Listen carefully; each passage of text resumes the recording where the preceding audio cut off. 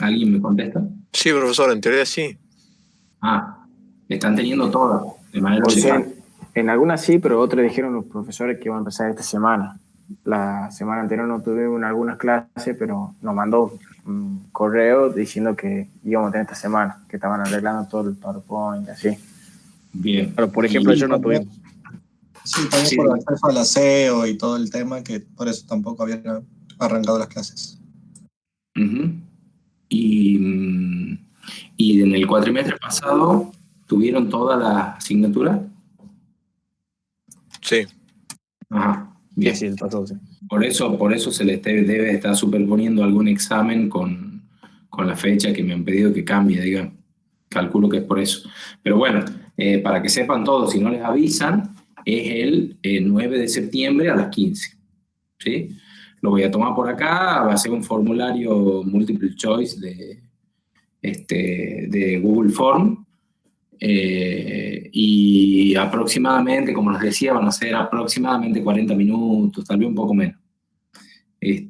Lo contestan, me va a llegar a mí, no va a tener calificación automática y de ahí yo les voy a contestar con la nota. La recuperación todavía no me han pasado ni cuándo es, ni cómo, etcétera. Supongo que están intentando ver si es que el COE les habilita la parte, algo presencial, por lo menos para tomar exámenes o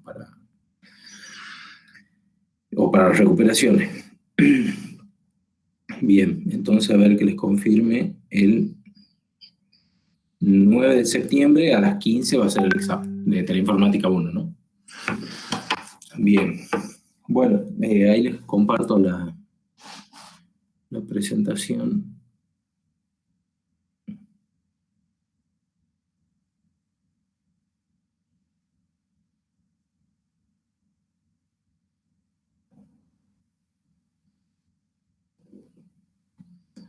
Justo esto no. Espérame un segundito.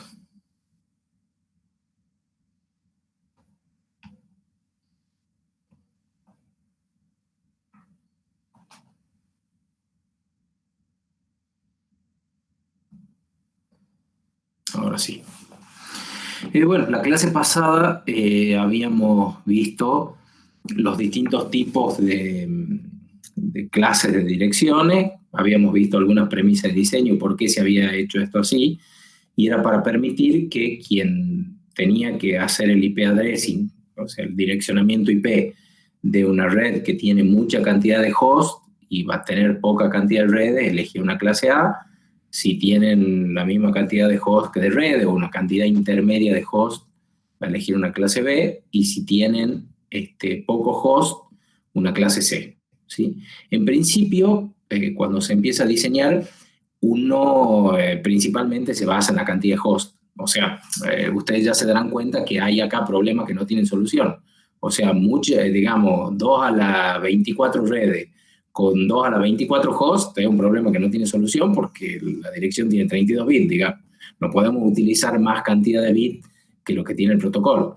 Entonces, la elección normalmente, digo normalmente, salvo que sean diseñadores de redes WAN, empieza por la cantidad de hosts. O sea, cuando ustedes van a una red y dicen, bueno, tengo 300 hosts, bueno, una clase C no pueden usar porque no tiene esa cantidad de hosts disponible, deberían usar una clase B, o sea, la inmediata superior. Y después viene la decisión de cuántas redes de esos distintos hosts van a interconectar a través de un router, que eso lo vamos a ver un poco más adelante. Entonces, en principio, hay que entender que no todos los problemas de direccionamiento IP tienen solución. Hay, por supuesto, que el mundo funciona con IPv4 y se le encontraron soluciones, pero hay veces que hay que, en lugar de tener una sola red, hay que partirlo en dos y tener dos redes de menos cantidad de hosts y poner un router en el medio. ¿Sí? Cada vez que nosotros tenemos que interconectar dos network ID distintos, tenemos que usar el elemento que sirve para interconectar dos redes a un router. Dos más. Entonces, en eso, lo que están viendo ahí, ya les agrando la pantalla, es que teníamos la clase A y podíamos determinar qué tipo de clase de red era en función de los primeros bits del Network ID, ¿sí? Entonces, si empezaba con un 0, era una clase A, entonces eso me indicaba que los primeros 8 bits pertenecían al Network ID y los otros 24 bits al Host ID. O sea, tenía, teóricamente, ya después hemos visto que hay un montón de direcciones que están restringidas, teóricamente tenía 2 a la 8 redes y 2 a la 24 hosts, ¿sí? Cuando le sacamos las que tenemos no disponibles, restringidas por situaciones de diseño, las que son todos 0, las que son todos 1, el 127.001, etcétera, nos queda un grupo más reducido aún que el teórico, que el teórico que da el álgebra binaria. Entonces, hay otro componente más que el que vamos a ver ahora, o el otro concepto asociado a las redes IP, que es la máscara de red, ¿sí? La máscara de red ya divide el Network ID y el Host ID de manera explícita, ¿sí? O sea, yo no tengo que mirar nada. Si yo tengo una máscara de red, por supuesto que la clase sigue teniendo sentido. No es que la clase desaparece mirando los primeros bits, ¿sí? La clase sigue teniendo sentido, pero esa máscara de red lo que me hace es dividir explícitamente el Network ID del Host ID. ¿Y cómo funciona? Bueno, funciona, ahora les muestro, porque se llama máscara. Es otra dirección de 32 bits la máscara de red. La finalidad es distinguir el ID de la red del ID del host, como les decía, y especificar, tiene una función muy importante, si el host destino es local o remoto. ¿Y cómo hace esto? Enmascara con unos la parte del Net ID y con 0 la parte del Host ID, ¿sí? Entonces, si yo tengo la máscara por defecto de una red clase A, será 255.0.0.0. ¿Por qué? Porque esos primeros 8 bits están puestos en 1, para que eso le dé 255, digamos, y los otros bits están puestos en 0, y de esa manera yo puedo diferenciar, hay un mecanismo matemático para diferenciar el Net ID del Host ID, ¿sí? Entonces la máscara por defecto de la clase A será el 255.0.0.0, de la clase B será el 255.255.0.0, y de la clase C será el 255.255.255.0, ¿sí? Entonces, cuando yo pongo en 1 esos bits, que me dan que en ese octeto la representación decimal es 255, ¿sí?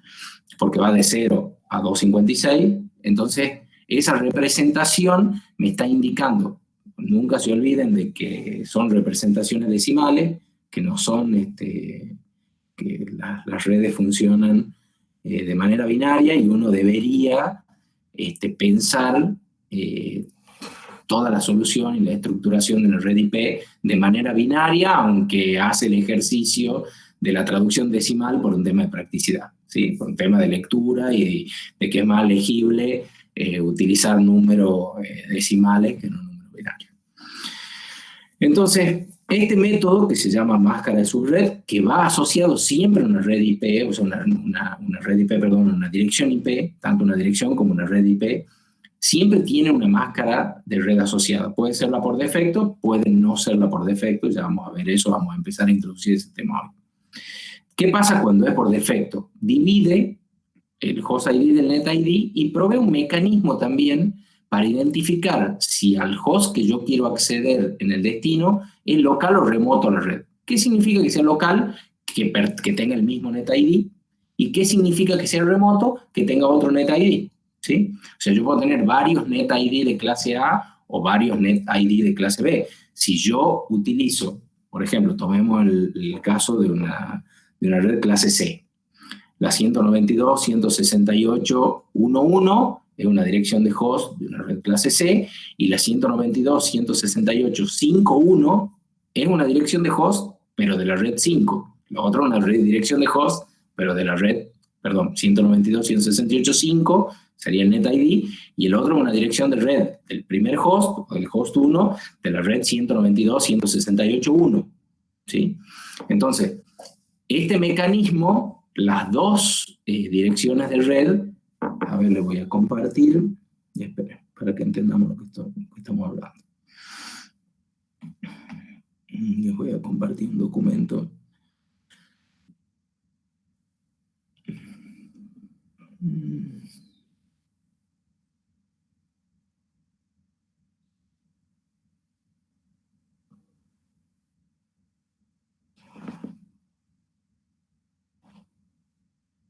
Ahí lo están viendo, ¿no es cierto?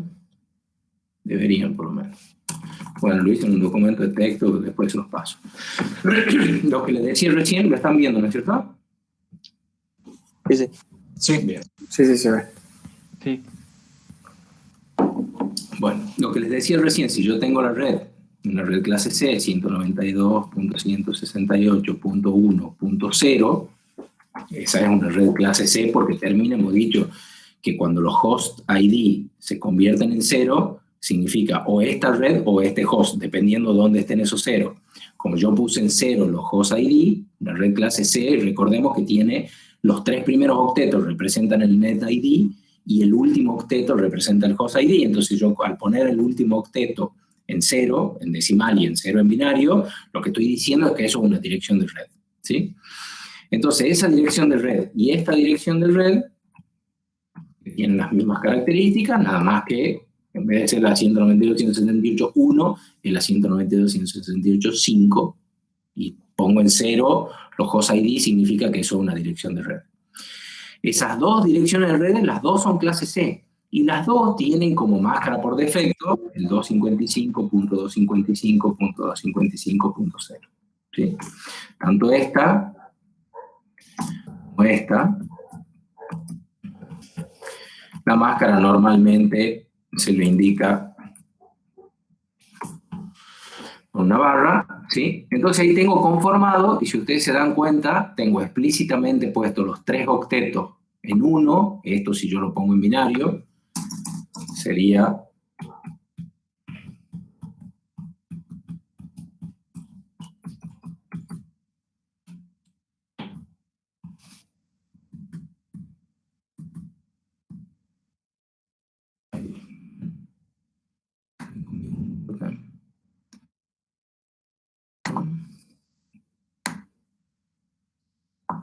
acá hay uno de más.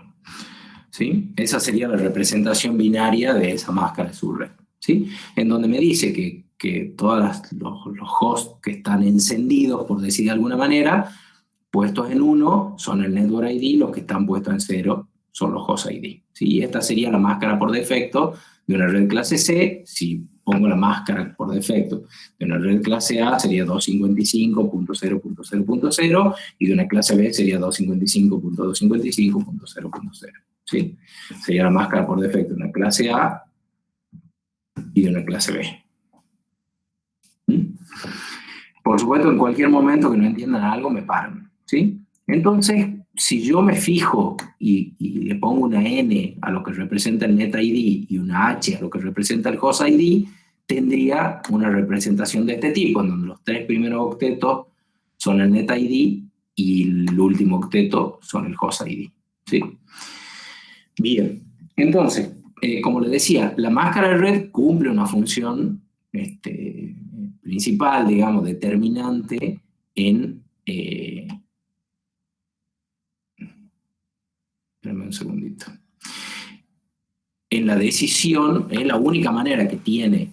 No se olviden que los protocolos son evaluados por un programa, digamos. O sea, por ejemplo, TCP/IP de Unix, lo pueden bajar el código, está escrito en C.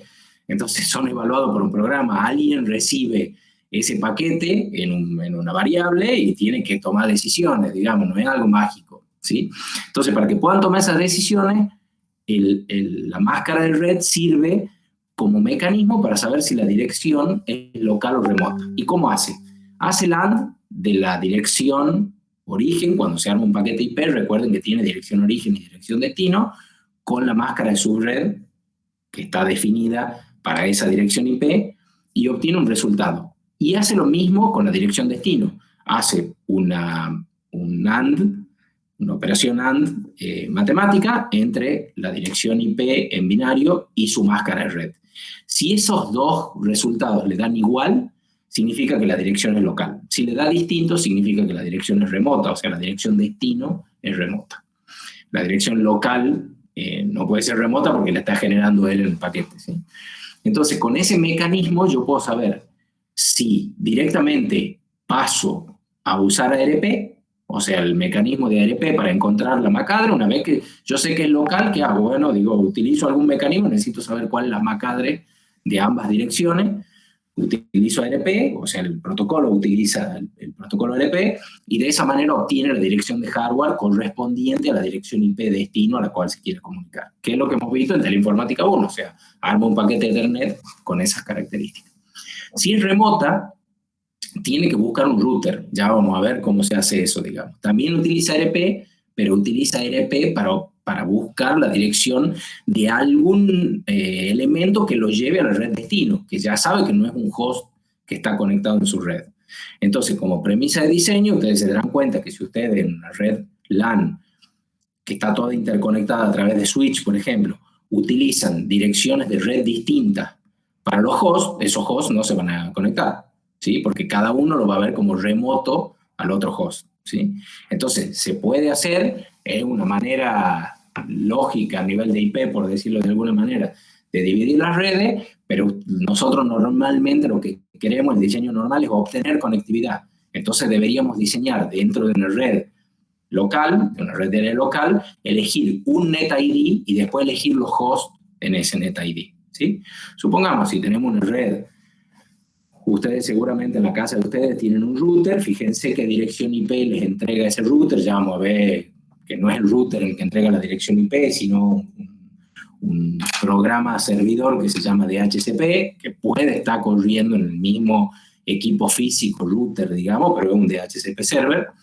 Fíjense qué dirección les entrega y van a ver que a todos los teléfonos, computadoras o televisores o lo que tengan conectado a esa red le va a entregar una dirección IP que pertenece a la misma red.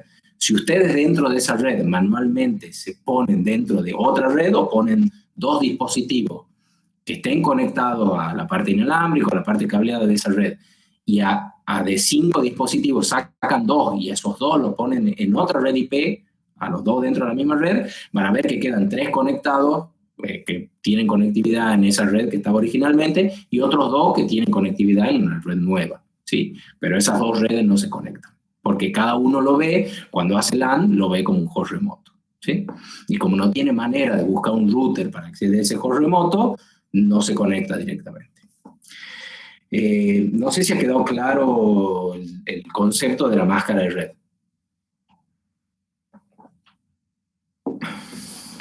Bueno, si no preguntan, calculo que ha quedado claro. Si no, tanto en el Comer como en el Stalin, como en todos los libros, está perfectamente claro, si no me vuelven a consultar. Bien, entonces habíamos dicho que puedo dividir de acuerdo a esto entre los octetos que representan el NetID, que le he puesto una N, y los octetos que representan el HostID, que le he puesto una H, ¿sí? Para una clase C. Si quiero hacer lo mismo para una clase A, lo voy a poner acá, ¿qué tendría? Tendría 1, 2, 3, 4, 5, 6, 7, 8 puntos y todo el resto host.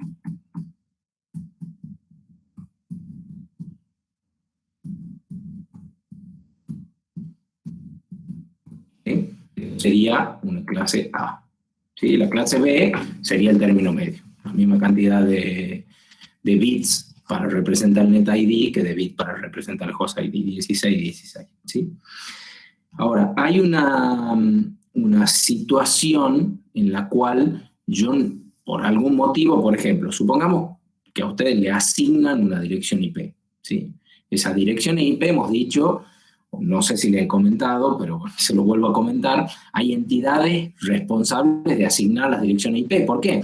Porque las MAC-adres, habíamos visto que el fabricante también es una entidad responsable de asignar las MAC-adres, pero le dan a cada fabricante una ID inicial de la primera parte de la MAC-adre, de los primeros 24 bits, y después de los otros 24 bits para complementar los 48, el fabricante lleva el conteo de la cantidad de placas que va sacando al mercado y le va poniendo, ¿sí? todos ID distintos. Entonces, de esa manera, nos garantizamos que cada placa que sale al mercado tenga una MAC-adre distinta. Con IP pasa algo parecido, pero IP está dividido en regiones, en distintas regiones que se llaman RIRs, Regional Internet Registries. A nosotros nos toca la región que se llama LACNIC, Latinoamerican y el Caribe NIC, y esas son las encargadas de asignar las direcciones si ustedes están en suelo si la solicitan para ser usada en Latinoamérica y el Caribe, ¿sí? O sea, en los países que pertenecen a Latinoamérica y el Caribe.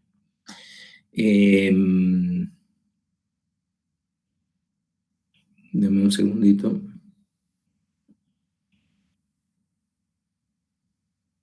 Les pido encarecidamente que entren a horario, ¿sí? Porque realmente me interrumpen todo el tiempo cuando estoy con una idea, los tengo que aceptar en el Google Meet, entonces las clases empiezan a las 3, por favor les pido que estén 3 menos 5 o a las 3, no tengo ningún problema. Bien. Bueno, profesor, pasa que recién me pude inscribir y me dieron el link para entrar a clase. Está bien. ¿Cómo ando, pero yo? Bien, una consulta. ¿Este va a ser siempre el mismo link o cambia? Sí, se va venciendo y si se vence yo lo cambio. Bueno, agrégueme mi dirección de correo para que me mande si Bueno, cambia el nuevo link. dame un mail. Ya Mándame un le mail. mando por el chat. Sí, mándame un mail al mail de la UNTA. Bueno, Paulini@unta. bueno, Así lo gracias. agrego. Gracias. Entonces, como les decía, esa asignación de direcciones IP también hay que controlar que el NetID no se le dé el mismo NetID a dos entidades o a dos solicitantes. ¿Por qué? Porque digamos, el objetivo final de la Internet es que un montón de redes que configuran gente como ustedes y como nosotros se puedan interconectar, y para que eso suceda y se pueda rutear, todos esos NetID tienen que ser distintos, ¿sí? Entonces, estas entidades que se encargan de entregar los NetID, uno le solicita, en el caso nuestro se llama la CNIC, uno le solicita, por ejemplo, le doy el caso de la UNTA, le dicen, miren, nosotros somos una institución educativa y le solicitamos, tenemos 3, 4 campus repartidos, 3 en Tucumán, 1 en Buenos Aires, etc. Le solicitamos una red ¿de qué tipo? ¿De qué tipo de red A, B o C solicitarían para un caso como la UNTA? ¿De tipo B o no? De tipo B. Sí, de tipo B. De tipo B sería, pero ahora empezamos con otro problema. De tipo B sí, pero ¿cuántas de tipo B? Porque en realidad si yo le estoy diciendo que hay 3 campus en Tucumán y 1 en Buenos Aires, cada uno de esos debería tener una red distinta, ¿sí? Porque yo no tengo manera de llegar a Buenos Aires con un enlace LAN, y tampoco tengo manera de llegar con un cable. Tendría manera, digamos, pero una manera bastante compleja de conectar el campus con la 9 de julio, digamos, ¿sí? Hay distintos diseños, pero dentro del diseño de mayor aceptación sería poner una red clase B para cada lugar. Entonces yo tendría que pedir 3 redes clase B, ¿sí? Por decirlo de alguna manera. Ahora, 3 redes clase B significa que voy a tener la posibilidad de tener, teóricamente, 2 a la 16 hosts en cada red, y capaz que eso es mucho, ¿sí? Porque 2 a la 16 hosts es un número muy grande, ¿sí? Son 65.535. Entonces, esa situación, por ahí la CNIC dice, no, les doy una sola clase B, que es lo que normalmente se hace. Entonces, ante esa situación existe un concepto que se llama subnetting, que es a una red que tiene sobrecapacidad de direccionamiento, una única red, convertirla en varias redes de menor capacidad de direccionamiento. O sea, una red clase B que tiene una capacidad de direccionamiento grande, convertirla, por ejemplo, en varias redes más chicas, que van a ser subredes de esa red, por eso se llama subnetting. ¿Y cómo se hace esto? Bueno, se hace simplemente tomando la parte de host de una clase B y convirtiéndola en la parte de subred, ¿sí? Para que entendamos un poco esto, acá les preparé un ejemplo. En la transparencia hay un ejemplo con una clase B, que es el mismo ejemplo que yo le estoy dando, y el objetivo es convertir un NetID en varios NetID, porque en realidad si yo tomo parte de los hosts, pido prestado parte de los bits asignados a los hosts para convertirlo en una nueva red, lo que voy a tener son nuevas redes, ¿sí? Ahora vemos cómo se hace. Tomemos el ejemplo para que entendamos el concepto. Tomemos el ejemplo, dividamos lo que escribí hasta acá, que es esto, ¿sí? Y tomemos este ejemplo de abajo. Esta dirección IP, perdón, pertenece a una red clase B, ¿sí? La dirección 192.168.1.1 pertenece a una red clase B. Y una red clase B, antes que siga con este tema, particular. Dentro de esas direcciones que me asignan la ACNIC o que yo solicito y que me asignan, dicho sea de paso, las direcciones IP no tienen costo, o sea, ustedes no pagan por una dirección IP, ¿sí? Las direcciones IP son, por decirlo de alguna manera, patrimonio de la humanidad, digamos, o sea, cualquiera que quiera conectarse o solicitar una red IP, perdón, lo puede pedir, ¿sí? Lo puede pedir al registrador local de su área geográfica, ¿sí? Si están en Asia será APNIC, si están en Europa será RIPE, si están, depende qué lugar, ya después les voy a mostrar un mapita de cómo están divididos los RIR. Esas redes que ustedes solicitan y que tienen que ser todas distintas, se llaman redes ruteables. ¿Por qué? Porque son todas distintas y están pensadas para que sean, si uno hace una implementación de IP addressing en su empresa o en su universidad, etcétera, en el momento que se quiera conectar, alguien me garantizó, una entidad superior que administra eso, me garantizó que esa red que yo tengo es única. Entonces, si yo pongo los hosts únicos dentro de esa red, todos mis hosts quedan conectados a la Internet. Y así se arma la Internet. O sea, de hecho, así se armó la Internet. Primero empezó Stanford, después empezaron otras universidades de Estados Unidos, y después se empezó a expandir, primero las direcciones, digamos, la asignación de direcciones clase A, B y C las tenían monopolizadas Estados Unidos, ¿sí? Después democratizaron un poco más eso y dieron a otras entidades de otras partes del mundo para que administren redes IP, o sea, para que puedan asignar redes IP. Y así se construyó la Internet, así como les estoy contando, de esa manera. Las universidades principalmente, o los centros militares, o de investigación, o gubernamentales, etcétera, se empezaron a interconectar para compartir recursos, para lo que hemos visto en Teleinformática 1. Y así se empezaron a interconectar y se creó la Internet. Entonces, esas clases de redes, les decía que alguien las administra, en este caso la ACNIC, se llaman ruteables. ¿Por qué? Porque si yo las configuro y le pongo un router y configuro bien todos los routers, queda conectado a todas las otras redes que están conectadas a lo que se llama la Internet, porque lo que se llama la Internet no es nada más que un concepto de un montón de redes interconectadas, ruteadas entre sí. Eso es la Internet. Después hay otro tipo de redes que se dejaron reservadas, porque imagínense que ustedes quieren configurar una red IP en su casa y que hacen un trámite cada vez que se conectan al módem de Arnet o del proveedor o de Claro o el teléfono, ustedes no hacen un trámite a la ACNIC para pedir una red. Y si ustedes quieren configurar en su caso una red, tampoco hacen un trámite a la ACNIC, ¿sí? Entonces, dentro del diseño se dejaron unas redes que se llaman de direccionamiento privado o redes privadas, ¿sí? Que se las pongo acá cuáles son. La clase A, la 10.0.0.0, la clase B, la 172.16.0.0 a la 172.16.32.0. Sí, perdón.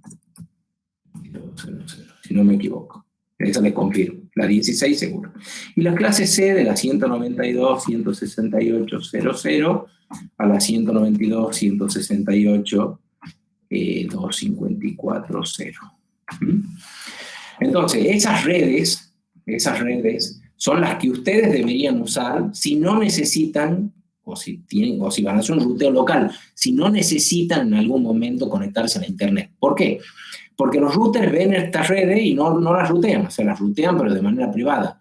Nadie, imagínense que si yo configuro en mi casa la 192.168.1.1, ese host, y otra persona en otra parte del mundo configura el mismo host, en el momento que yo las rutee a esas redes, no va a poder, el mecanismo de identificar con la máscara de su red si es local o remota va a perder funcionalidad, ¿sí? Porque de hecho está configurada esa dirección IP de manera remota y el mecanismo de TCP/IP no la va a detectar como local y esa otra red remota no va a ser alcanzada nunca. No sé si entienden cuál es el problema. Si no, me saquen el silencio del micrófono y me preguntan porque sé que tiene su complejidad. Sí, ¿y podrías repetir esa parte, profesor, por favor? Sí, el problema se da, entendemos todos lo de la red ruteable, ¿no es cierto? Y lo de la administración única de la red y por qué tiene que ser así. ¿Entendemos eso o no? Sí, profesor. Sí, bien. Ahora, en el mecanismo de diseño de la parte de IP addressing, de lo que estamos viendo nosotros, el direccionamiento IP, se dejaron reservadas una determinada cantidad de redes divididas en clases para que la gente las pueda usar como redes privadas. O sea, ustedes van mañana a configurar una red IP en una empresa. Bueno, no usan la 130, no usan la 88, la 8000. La red 8000 la tiene reservada Google. ¿Sí? Ustedes no usan esa red. ¿Por qué no usan esa red? Porque en el momento que esa empresa quiera poner un router, esa red ya la tiene alguien asignada. No sé si me entienden. Entonces, quien tiene ese alguien asignado, ustedes a la empresa le están generando un conflicto. ¿Por qué? Porque cuando ustedes desde esa red que han configurado, supongamos que han configurado una máquina que tiene el 8.1.1.1.1, ¿sí? Supongamos que han hecho esa configuración. Cuando esa máquina se quiera conectar al 8.8.8.8, que es el DNS de Google, ¿qué es lo que va a pasar con esa red? Le va a decir, no, es local, porque esa dirección es local a la red que ustedes acaban de configurar. Entonces no va a buscar el router y nunca se va a conectar a Internet. Nunca se va a poder conectar a Internet. ¿Entienden el problema? Sí, profe. Bien.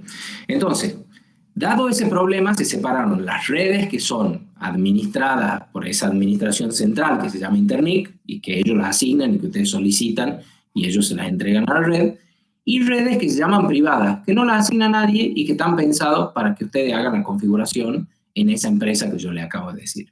Entonces, si esa empresa tiene más de 300, supongamos que tenga 300 hosts, elegirán la 172.16.00, que es la primera red clase B, porque al tener 300 hosts ya con la clase C no le alcanza, y que es de administración privada y que no está pensada para hacer ningún tipo de ruteo, más que dentro de su empresa. El día que la empresa se quiera conectar a Internet, tendrá que solicitar una red en Internet y poner un router y ya vamos a ver cómo se hace eso. ¿Sí?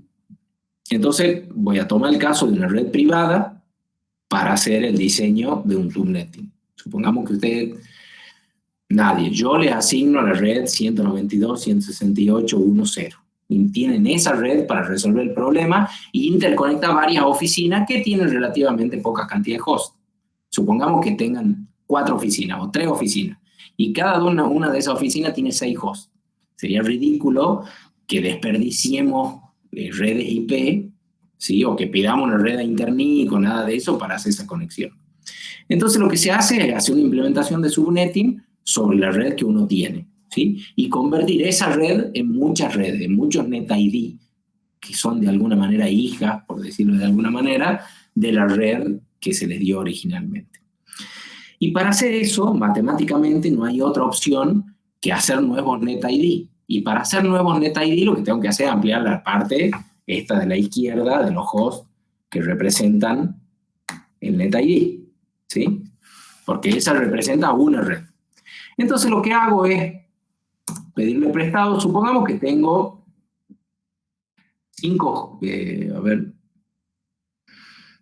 20 hosts como máximo en cada una de esas sucursales que yo quiero conectar, ¿sí? 20 hosts. Entonces, si yo digo que tengo 20 hosts, ¿cuántos bits necesitaría yo para direccionar 20 hosts? Esa es la pregunta, ¿sí? O sea, ¿cuántos bits puedo prescindir de la parte de los hosts que yo tengo? Porque yo tengo 8 ahora, ¿sí? Entonces, 2 a la 8, ¿cuánto es? 56. Muy bien, 256. Entonces, 256 me sobran para una sucursal que tiene 20 hosts, pero me faltan redes, porque yo tengo 3 sucursales, ¿sí? Entonces, lo que tengo que hacer es empezar a reducir esa cantidad de hosts que yo no necesito y convertirlos en bits para la red, ¿sí? Entonces, supongamos que yo digo, bueno, voy a quedar con 5 bits para los hosts. ¿Cuánto es 2 a la 5? 32. 32, muy bien. Entonces, ¿qué hago? Mantengo esto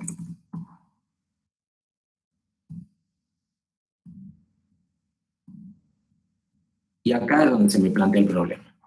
Y dejo estos 5 últimos bits para los hosts, porque 32 es mayor que 20, entonces los 20 hosts me van a entrar bien, ¿sí? Voy a poder ponerle el punto 1, 2, 3, 4, 5, 6, 7 hasta el 20 y me van a sobrar 12 teóricamente. Ya vamos a ver que no van a sobrar 12, pero hasta ahora, hasta nuestro razonamiento, sobrarían 12 de cada una de esas sucursales.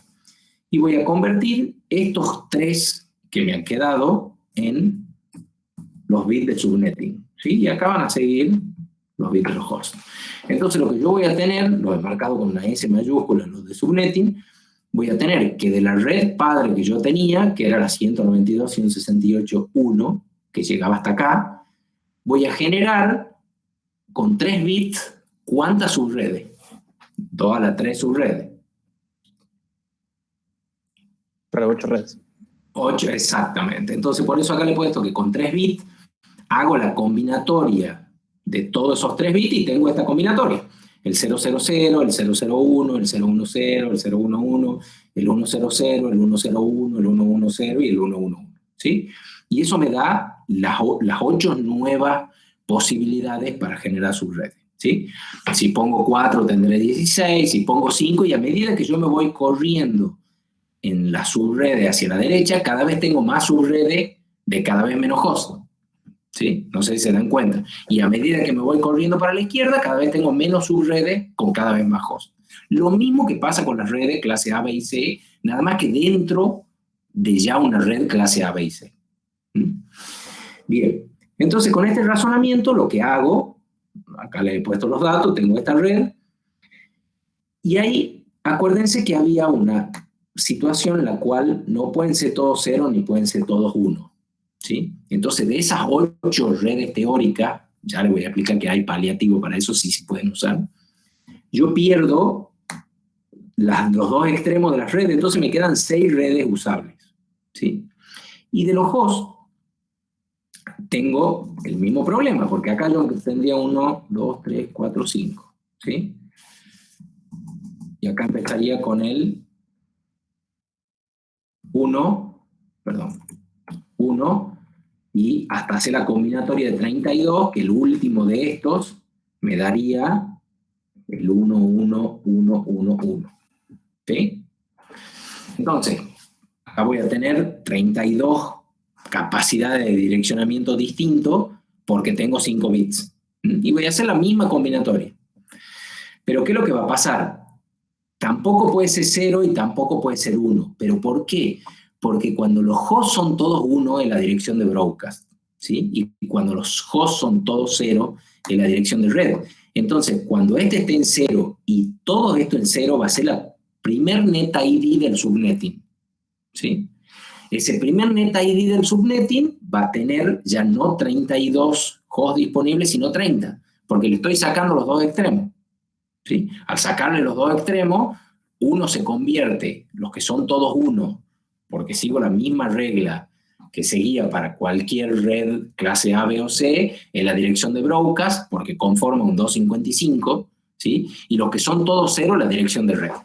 Entonces, volviendo un poco atrás, esta dirección IP original, que voy a poner acá, tiene la dirección de red, que es la 192.168.1.0. ¿Por qué? Porque los últimos bits, o sea, los bits que corresponden al host están en 0. ¿Sí? Y la dirección de broadcast, la 192.168.1.255. ¿Sí? ¿Por qué? Porque pongo todos los bits en 1. Esas direcciones no es que no existan, existen, pero no son direcciones de host. No pueden ser asignadas a los hosts, porque tienen otra función. Uno es indicar la red y otro indicar un broadcast.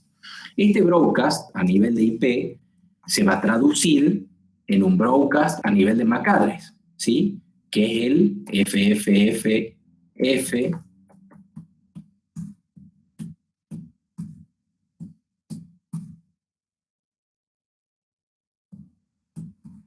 ¿Sí?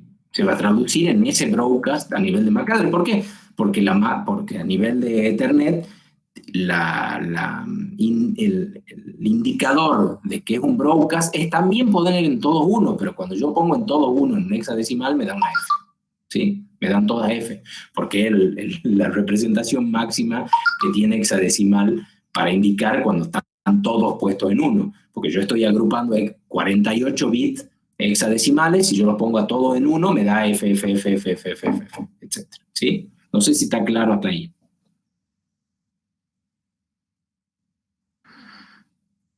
¿Está claro? Sí, profe, está claro. Yo tengo una duda. ¿La MAC no está dividida en 6 grupos? Sí, está dividido en 6 grupos. Y ahí he puesto 5. 1, 2, 3, 4, 5. Muy bien.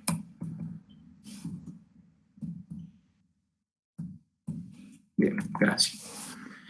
Así es, son 48 bits. No, pero esperen, acá estoy poniendo mal.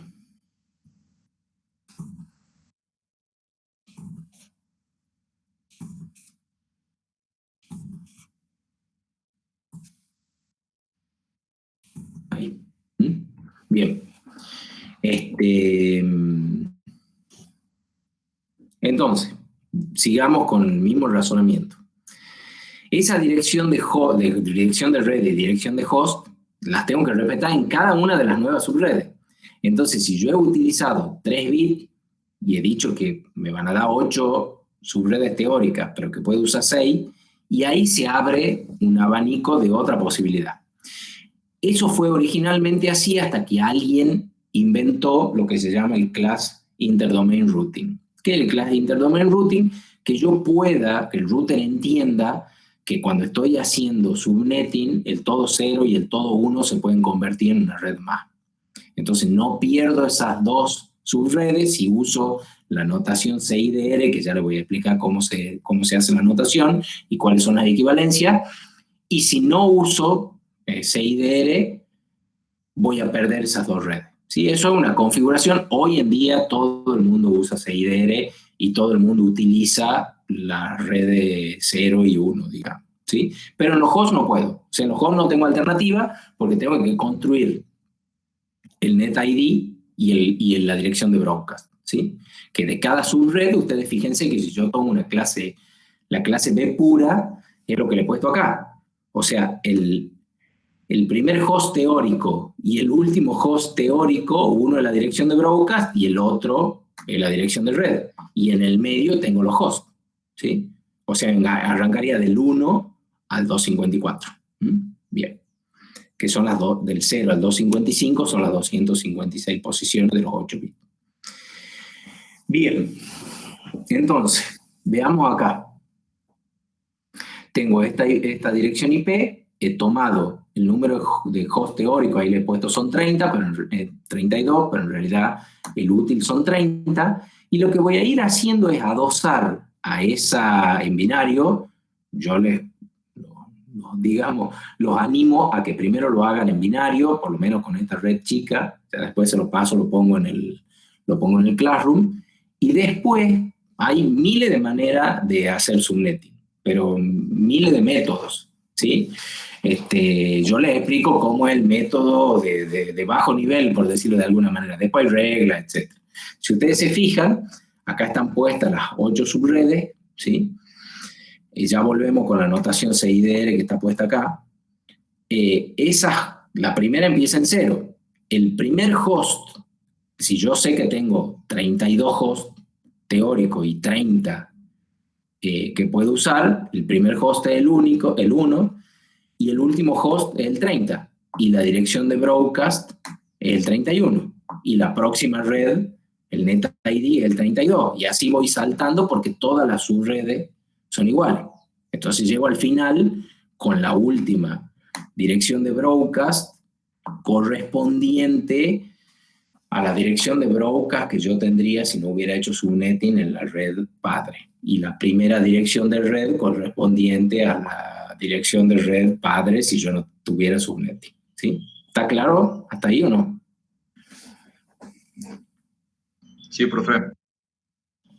Bien, entonces lo que he hecho es convertir de un NetID único, pero ¿qué resigno? No sé si ustedes se han dado cuenta. ¿Cuántos hosts útiles tengo en total en todas estas subredes si yo los sumo? Tengo 240. ¿Sí? Tengo 240 hosts. ¿Y cuánto tenía si no hacía subnetting?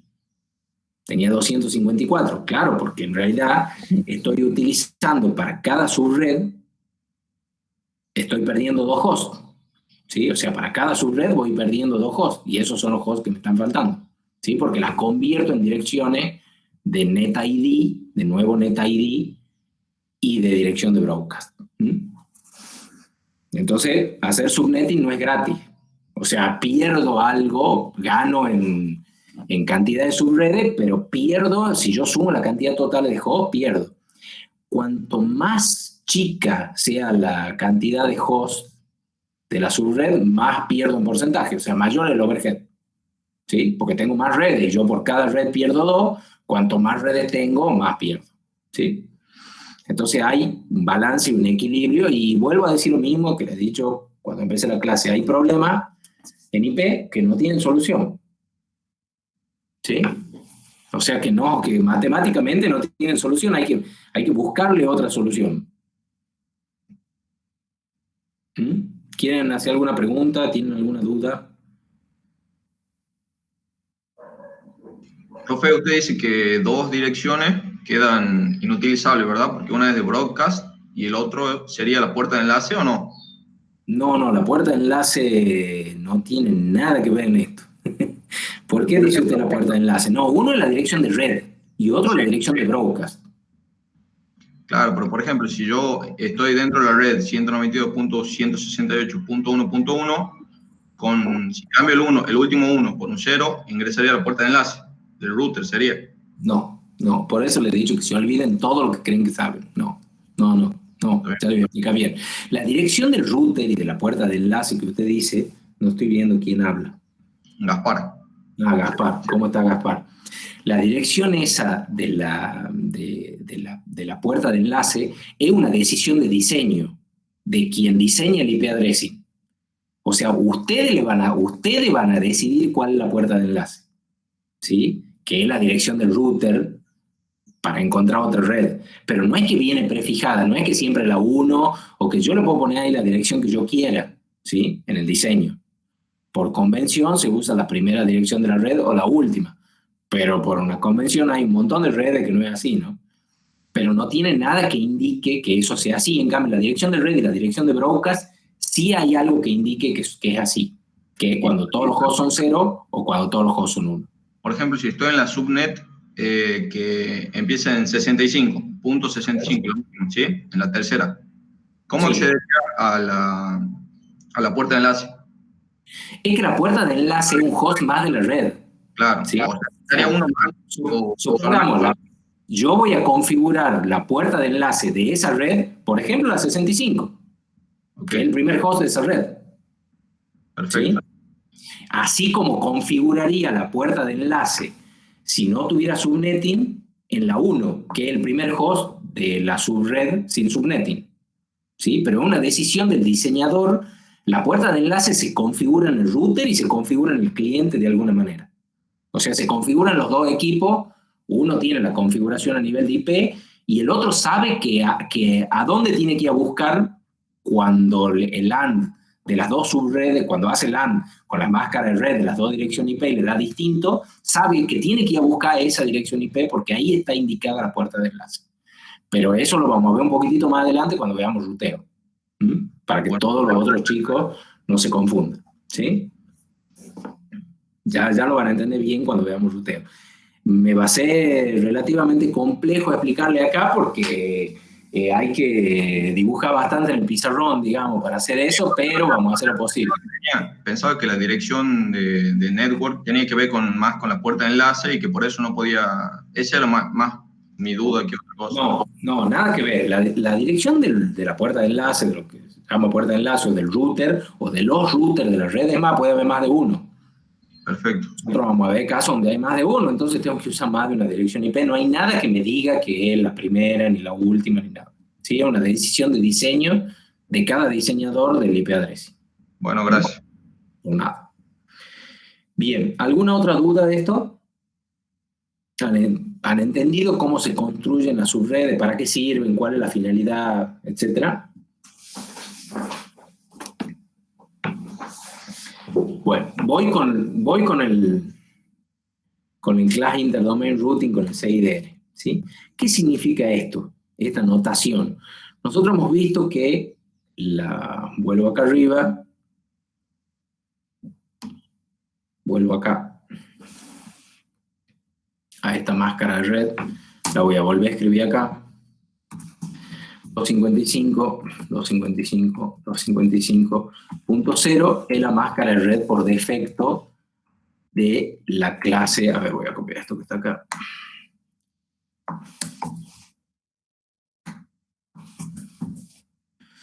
De la clase C, ¿sí? Esa sería una dirección de red clase C con su máscara de red asociada. Si yo quiero poner una dirección de host clase C y su máscara de red asociada, podría poner la 192.168.134/255.255.0, ¿sí? Esto que me dice que esta es una dirección de red, esta es una dirección de host, y si pongo otro host, la 192.168.153, ¿sí? Con su máscara de red 255.255.0, estos dos hosts, tanto este host como este host que puse, pertenecen a esta red, ¿sí? ¿Por qué? Y son los dos locales, porque si ustedes se fijan que hacen un AND en binario de esto con esto, y hacen un AND en binario de esto con esto, el resultado le va a dar el mismo. Como el resultado le da el mismo, IP entiende que es local, como entiende que es local, hace el proceso de ARP, obtiene las MAC address destino, y una vez que obtiene esa MAC address de destino, hace arma el paquete Ethernet y hace la conectividad, digamos, donde el paquete IP va encapsulado en Ethernet, ¿sí? Ese concepto lo tienen que tener grabado a fuego, ¿sí? Uno abstrae cuando trabaja con IP y dice que IP se conecta, pero todo ese mecanismo se hace abajo, ¿sí? Y después Ethernet, ¿qué hace abajo cuando accede a la capa física? Convierte, si es 10 base T, en señales más o menos 5 voltios, si es 1000 base FX, en pulso de luz más o menos 1, y eso es lo que hace, y el otro lado se hace lo mismo, ¿sí? Se vuelve el camino opuesto. Para eso hemos aprendido OSI y hemos visto OSI. Bien, entonces, la notación CIDR de esta, porque esto tiene una notación CIDR, esta red tiene una notación CIDR. La notación CIDR simplemente es ver cuántos bits están encendidos, o sea, cuántos bits están en 1, y poner la barra. A ver, voy a tratar de llegar al mismo lugar. ¿Cuántos bits están en 1 ahí? 24. ¿Sí? Entonces, esa es la notación CIDR. Si yo quisiera poner esta misma red, notación CIDR, tendría que poner la 192.168.1.0/24. Esto en notación CIDR es equivalente a esto en notación no CIDR, ¿sí? ¿Por qué? Porque tengo 24 bits que son los 24 bits del NetID. Entonces, cuando yo hago subnetting, como estos bits se convirtieron en los bits de NetID, lo que voy a tener es una alteración de la máscara de red. A 24 le sumo 3 bits, me da 27, ¿sí? Si a eso mismo yo lo pongo en binario, me da esta máscara, ¿sí? Me da las 255, 255, 255, 224. ¿Por qué 224? Porque de ese octeto que cual yo transformo en 224, tengo 1, 1, 1 y los 5 bits restantes 0. Si yo paso eso de binario a decimal, me da 224. ¿Está claro eso?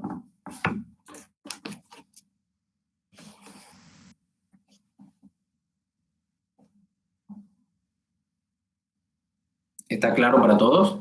Sí, profe. Bien. Bueno, sé que son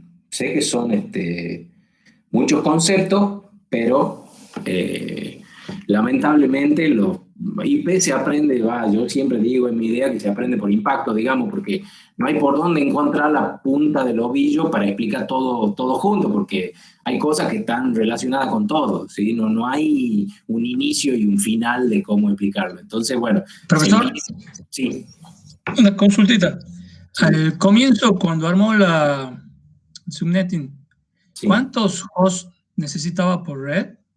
20. ¿Mínimo? Ah, 20. Bien, perfecto.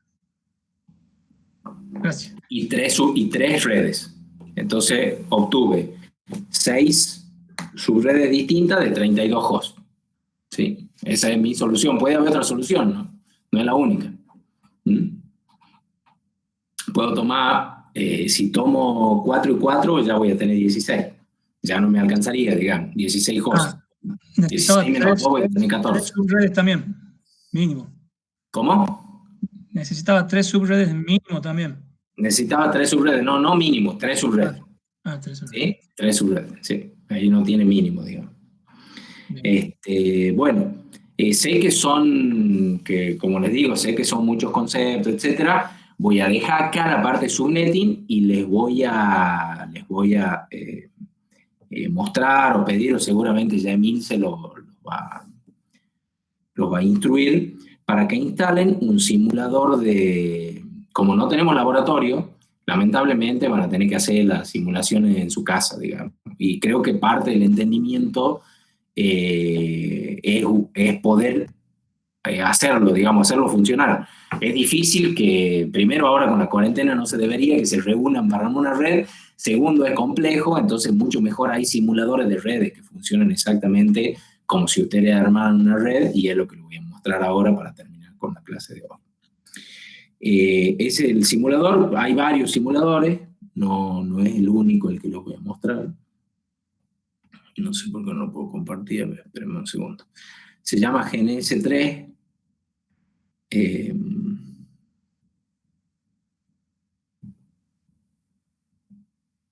Aquí está. Ahí lo están viendo, ¿no es cierto? Sí, profe.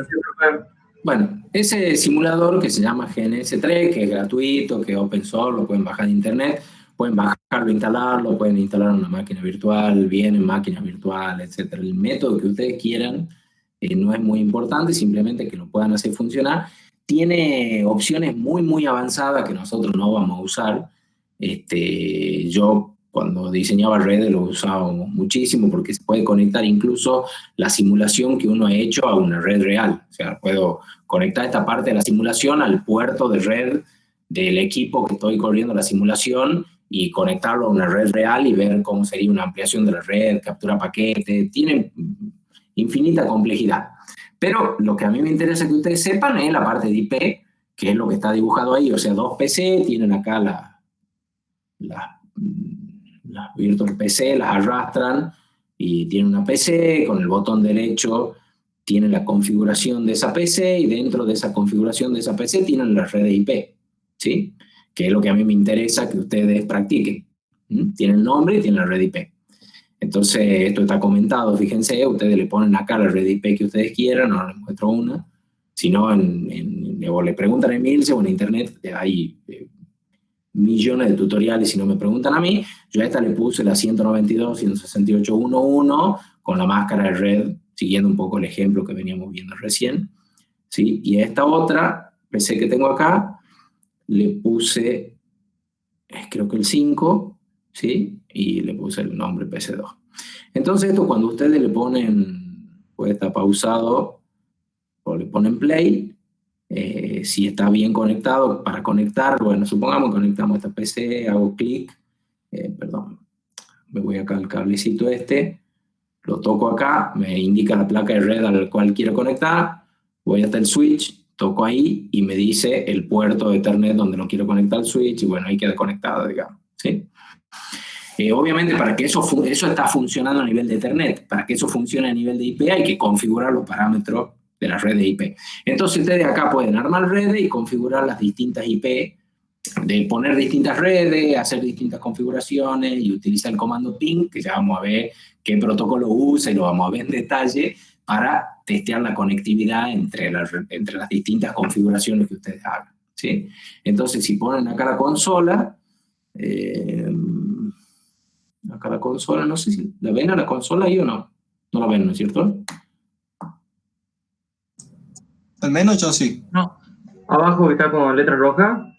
No la están viendo la consola. A ver, esperen, ya les comparto el escritorio. Porque la consola se abre en la consola del...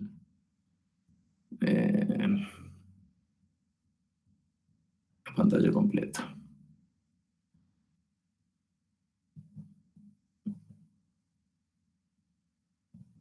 Bien. Ahí deberían estar viendo el escritorio completo, y cuando yo pongo consola, se abre la consola del sistema operativo, digamos, ¿sí?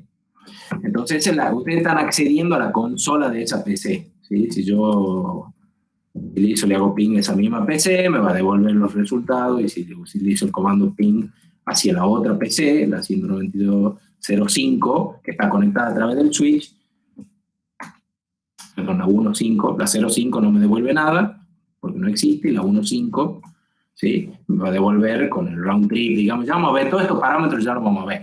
A mí me interesa que la instalen en la herramienta, que conozcan un poco cómo se maneja la herramienta. Como les digo, tiene 1.000.000 de... Incluso se puede configurar los firmware reales del equipamiento que ustedes están por simular. O sea, bajan el firmware del switch Cisco modelo tal, lo ponen ahí, tienen la interfaz, la consola, bastante, tiene bastantes opciones. Bájenlo, instálenlo, jueguen un poco, conecten un par de PC, fíjense de configurar PC con una red. Si quieren hacer configuraciones más complejas, configuren subnetting, etc. Después se pueden empezar a agregar cosas más complejas como router, hub, bueno, etc. Entonces, se puede realmente ver cómo funciona IP. A medida que ustedes van haciendo la clase, pueden ir haciendo algún laboratorio en su casa de cómo funciona. Bien. Bueno, vamos, no sé si hay algunas consultas, algo que quieran comentar. No quiero avanzar más hoy, si bien no estamos lejos del horario de terminar la clase, no quiero avanzar más porque sé que son, en 1 hora le expliqué subnetting, y sé que esto tiene un tiempo de maduración, digamos. Así que ya les voy a subir el ejemplo. Hay un ejemplo que está en la transparencia de una clase B, es exactamente lo mismo que les he mostrado yo. Mírenlo al ejemplo, lo comentamos la clase que viene. No sé si alguien quiere hacer alguna consulta.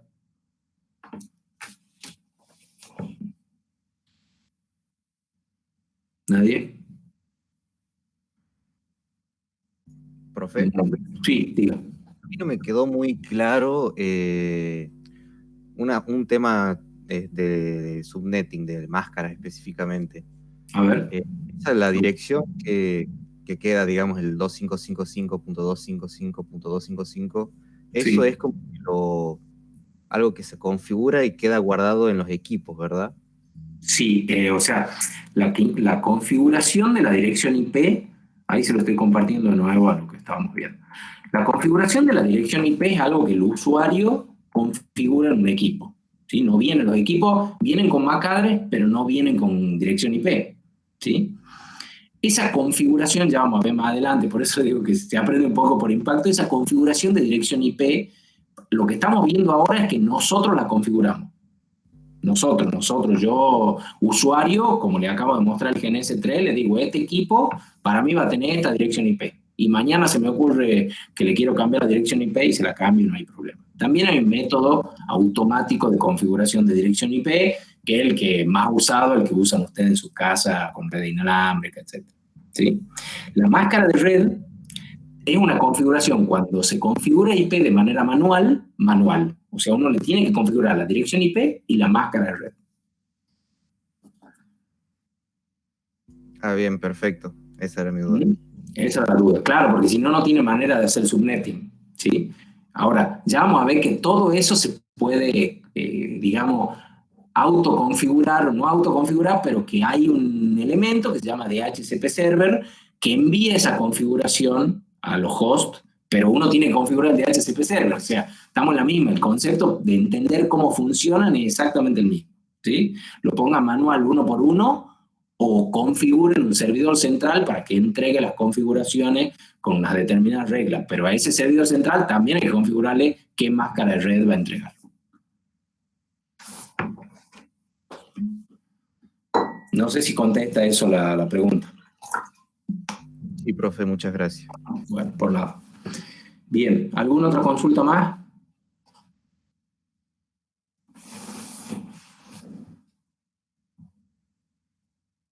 Bueno, si no hay consultas, nos vemos, estudien, repasen lo que hemos visto hoy y la clase que viene lo volvemos a comentar, porque no es que ya está, ya terminamos con subnetting, no, la clase que viene vamos a volver a comentar y vamos a retomar un par de temas que sé que son complejos y lo vamos a rearmar. Traten de instalarse el GNS3, así si tienen algún problema, duda o algo, lo pueden ver con Emilce, que tienen clase en un rato, o lo pueden ver conmigo la clase que viene.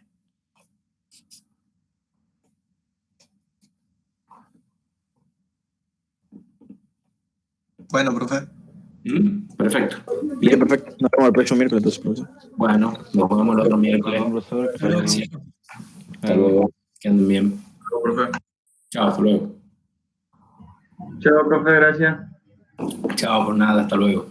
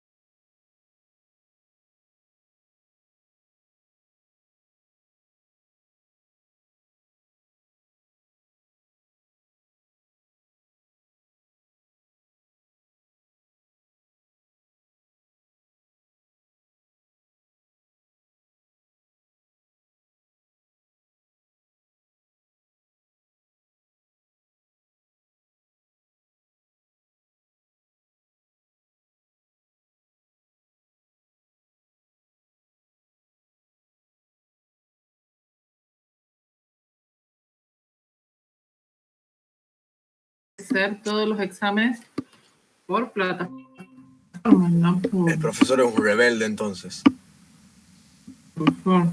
¿Sí?